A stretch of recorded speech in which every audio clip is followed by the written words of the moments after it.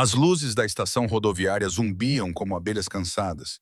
Uma menina com uma pulseira de papel e um coelho de plástico rachado olhava fixamente para a fila de Harleys. A minha mãe morreu hoje. Ela sussurrou ao capitão dos Hells Angels. Posso passar um dia com vocês? Os capacetes foram levantados, os motores silenciaram, mas os corações não. Bem-vindos a Shadows of Dignity. Antes de começarmos, comente abaixo de onde estás a assistir. E se esta história tocou o seu coração, por favor, inscreva-se neste vídeo para nunca perder outra história de resiliência e irmandade. Na cidade ribeirinha de Bracken Ferry, os Hells Angels mantinham o seu clube numa fábrica de conservas convertida que cheirava vagamente a óleo e cascas de laranja. Barrett Stone Keegan, o capitão do capítulo, estava a apertar uma corrente quando a viu. Magra, com 12 anos, olhos demasiado sérios para uma criança. Ela estava debaixo do toldo do depósito, com a chuva a bater no seu capuz e uma pulseira de hospital de papel brilhante no pulso. Atrás de Stone, os seus irmãos Roar Pike, Sawyer, Patch Hines, Griggs e Harlan ficaram em silêncio, com as suas risadas a arrefecerem como cromo após uma viagem difícil. A menina levantou o queixo. O meu nome é Nora Down, a minha mãe é June Down. Ela não acordou. Um coelho de plástico balançava nos seus dedos. A orelha estava colada com estrelas brilhantes. Stone tirou as luvas lentamente, como se movimentos bruscos pudessem quebrar o pouco que restava dela. Já comeu? Perguntou ele. Nora abanou a cabeça. Pat já estava a trazer 2 chávenas de chocolate quente e um queijo grelhado da frigideira. Stone ajoelhou-se, o couro a ranger. Está segura conosco, miúda? Ela engoliu em seco. Só por um dia, disse ela. Stone cerrou os dentes. Vamos começar por esta noite. Dentro da fábrica de conservas, o ar aquecia com o cheiro a café, ganga molhada e o aroma adocicado do produto de limpeza cítrico. Nora segurou o chocolate quente com as 2 mãos, como se ele pudesse escorrer. Stone colocou uma flanela seca sobre os ombros dela. Conta-me o que aconteceu, disse ele, com uma voz grave como cascalho de rio. Ela falou com cuidado.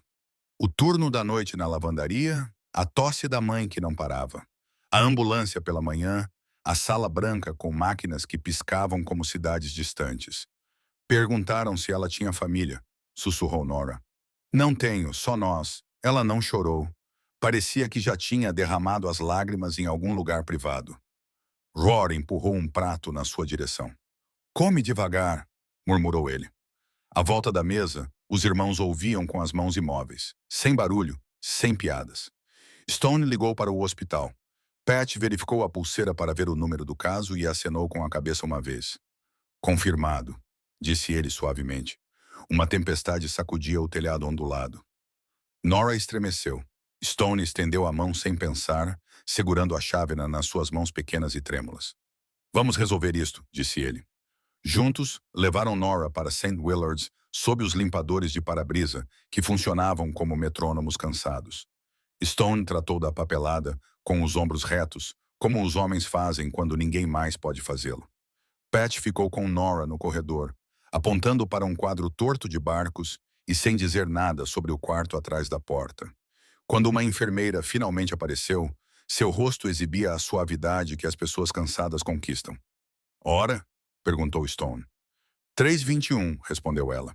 Deixaram Nora sentar-se um minuto com June, ainda tranquila, com as mãos cruzadas como se estivesse a abraçar o mundo inteiro.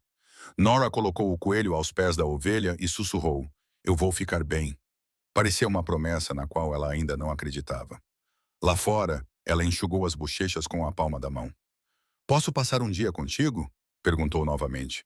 Palavras pequenas, mas ininterruptas. Stone engoliu em seco.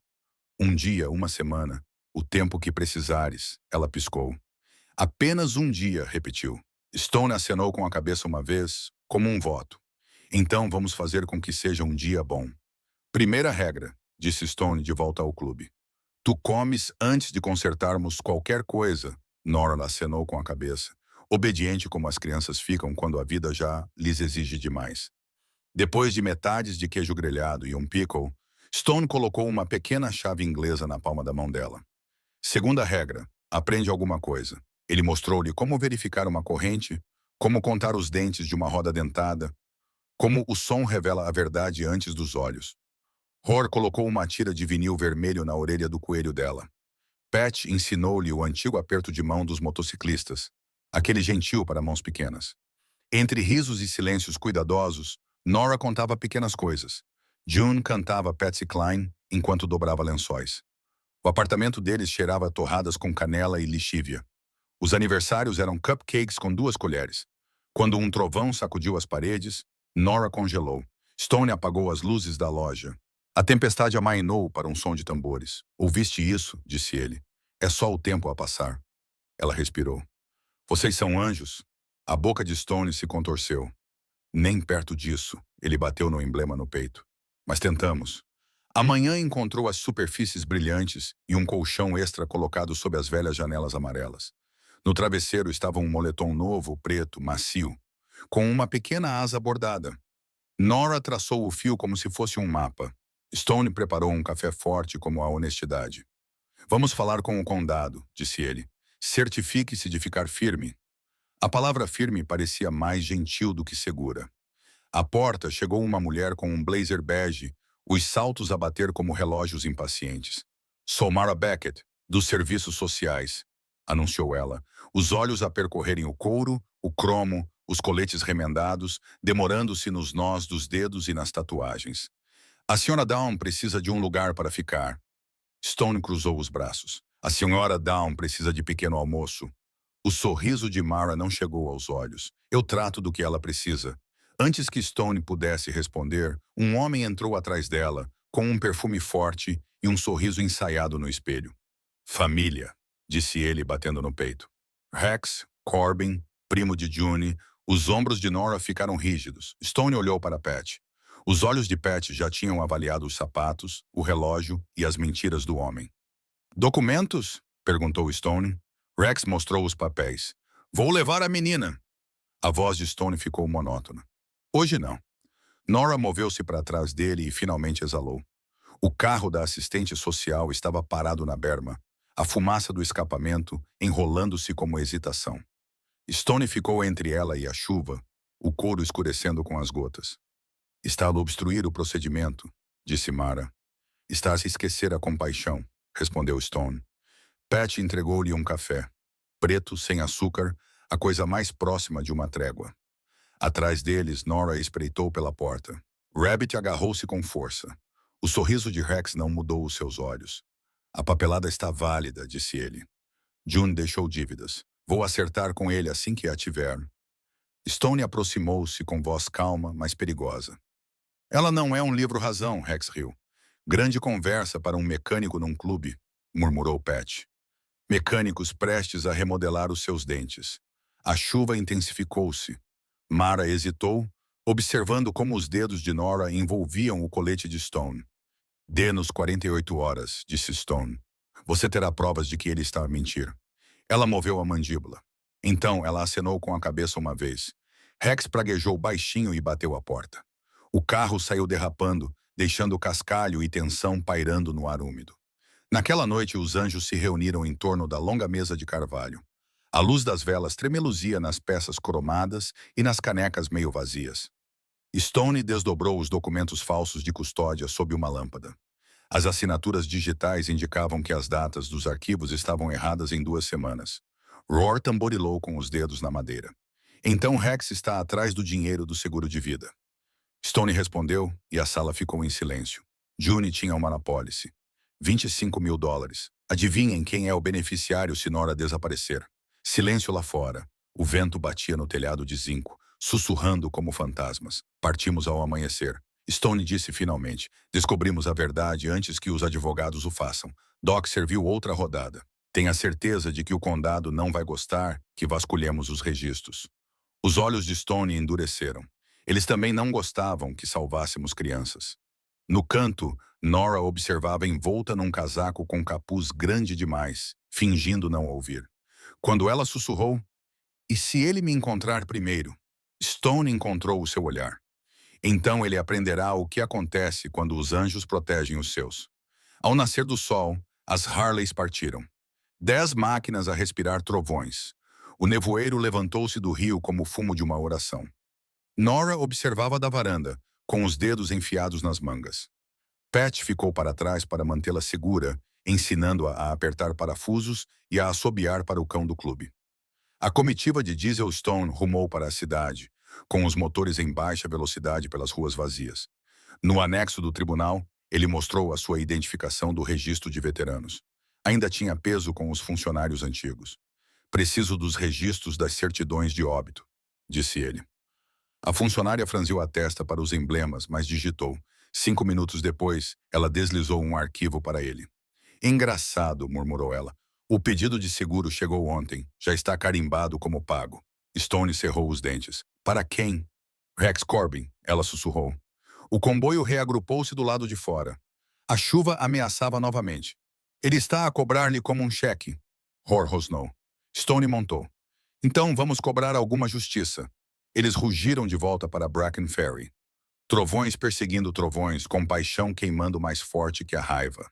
De volta à fábrica de conservas, Nora sentou-se de pernas cruzadas no chão, desenhando bicicletas com giz. Pat observava do sofá, com a espingarda ao alcance. A cauda de diesel batia preguiçosamente até que os faróis iluminaram a parede. "O Cap está de volta?" perguntou Pat, e então ouviu o motor rugir. Ritmo errado, muito suave. Ele levantou-se e saiu. O SUV de Rex estava parado, com a chuva se escorrer pelo para-brisa. Ele saiu com um ar presunçoso e seguro. "Do jeito fácil ou do jeito difícil?" disse ele, mostrando um distintivo que não era dele. "O miúdo vem comigo." Pat sorriu sem humor. Distintivo falso para combinar com a sua alma falsa. A mão de Rex tremeu perto do casaco. Diesel ladrou baixo e em tom de aviso. Então os pneus guincharam. A comitiva de Stone deslizou pelas duas extremidades da rua, bloqueando a fuga. O cromado brilhava sob os holofotes. Stone desmontou primeiro, com água escorrendo pelo queixo. "Não devia ter vindo sozinho", disse ele. Rex sorriu com desdém. "Vais matar-me?" Stone abanou a cabeça lentamente. "Não, nós não matamos ladrões. Nós expomos-los." Sirenes responderam à distância. Desta vez são verdadeiras. O carro do xerife derrapou e parou ao lado da fila de motos.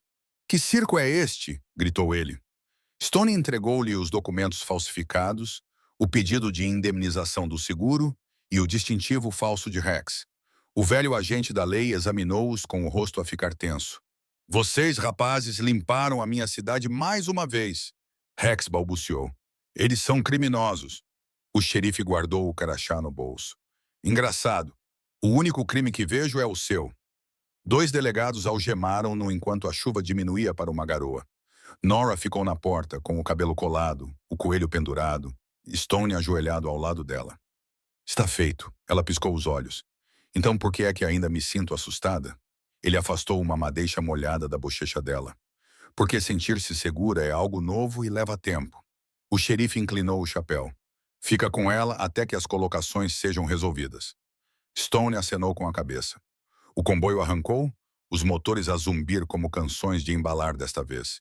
Enquanto davam a última volta ao quarteirão, Nora sussurrou para si mesma. Talvez os anjos andem mesmo de Harley. Pela primeira vez em semanas, o clube parecia calmo. O desenho de Nora dos Anjos agora estava pendurado acima da jukebox. 10 motos sob um sol dourado, uma menina entre elas. Pat tinha escrito abaixo dele com um marcador grosso. "A família anda de moto aqui." Ela sorria cada vez que passava por ele. Stone passava as manhãs a ensinar-lhe pequenas coisas. Como lubrificar uma corrente, como ouvir um motor, em vez de apenas ouvi-lo. "Todas as máquinas têm um batimento cardíaco", dizia ele. "Trate-as bem, elas nunca a deixarão na mão." Às vezes, ela sentava-se no meio-fio, batendo os calcanhares ao ritmo do barulho das motos, como se estivesse a aprender o ritmo do pertencimento. Naquela noite, durante o jantar, ela sussurrou. A mamã costumava dizer, "A casa cheira a torradas." Pat riu. "Então isto deve ser o paraíso, miúda. Nós queimamos tudo." Pela primeira vez, ela riu baixinho. Real Stone observou-a e pensou, não pela primeira vez, que talvez salvá-la tivesse salvado a ambos. Mas a paz nunca dura sem ser testada.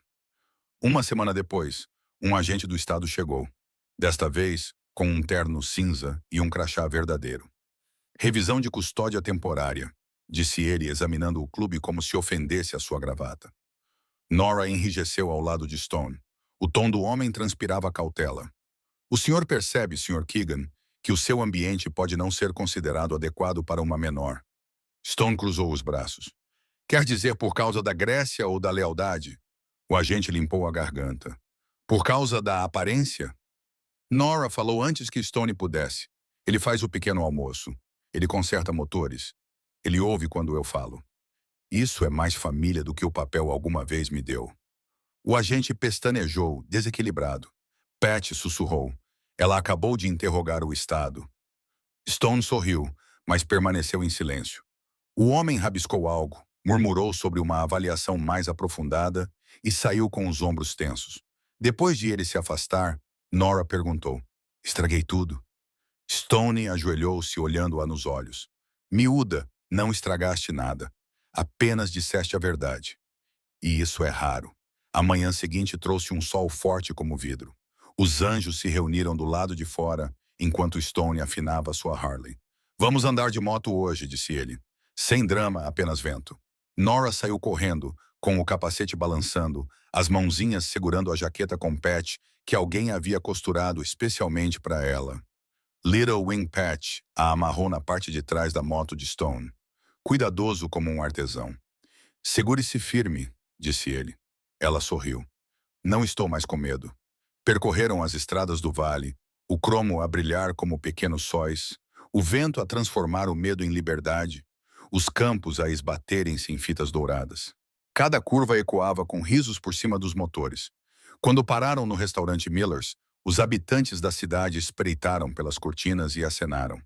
Uma senhora idosa saiu com caixas de tartes. Para os anjos, disse ela. Stone pagou o dobro. Nora abraçou-lhe a perna, sussurrando. Obrigada. De volta às motos, ela encostou-se ao colete de Stone, sussurrando por entre o rugido. Parece que estamos a voar. Ele sorriu por baixo do capacete. É essa a ideia, pequena asa. Nós andamos de moto para que os perdidos possam respirar novamente. Ao anoitecer, o comboio voltou para Bracken Ferry. Os faróis cortavam fitas através da garoa. No clube, a varanda brilhava com lâmpadas penduradas. Stone levou o capacete de Nora para dentro, pendurando-o ao lado dos homens, como se pertencesse ao lugar. Mais tarde, enquanto Diesel cochilava junto à lareira, ela passou os dedos pelo emblema da asa. Se a minha mãe pudesse ver isto, murmurou ela. Stone levantou os olhos do carburador que estava a polir. Ela ficaria orgulhosa, Nora. Ela inclinou a cabeça. De mim? Ele acenou com a cabeça. E de nós, por mantermos a nossa promessa. Ela mordeu o lábio. Que promessa? Que nunca mais ficaria sozinha. O silêncio estendeu-se suave como fumo. Ela rastejou para a velha cadeira de couro ao lado dele e sussurrou. Então acho que vou ficar mais do que um dia. Stone engoliu em seco. Pestanejou uma vez. Sim, disse ele. Acho que conseguimos. Lá fora, a chuva sussurrava contra o cromo e algures entre o trovão e a respiração. O velho canário deixou de parecer um clube e começou a parecer um lar. O inverno chegou mais cedo. As colinas estavam cobertas de geada como rendas e a fumaça dos escapamentos parecia fumaça de dragão. Stone encontrou Nora enrolada em 3 cachecóis, desenhando com giz na garagem. O que é isso? Ele perguntou. Ela apontou para as formas, bicicletas, asas e uma figura alta segurando uma mão pequena. É um logotipo, ela disse timidamente. Para nós, ele se agachou ao lado dela. A palavra atingiu-a com mais força do que o frio.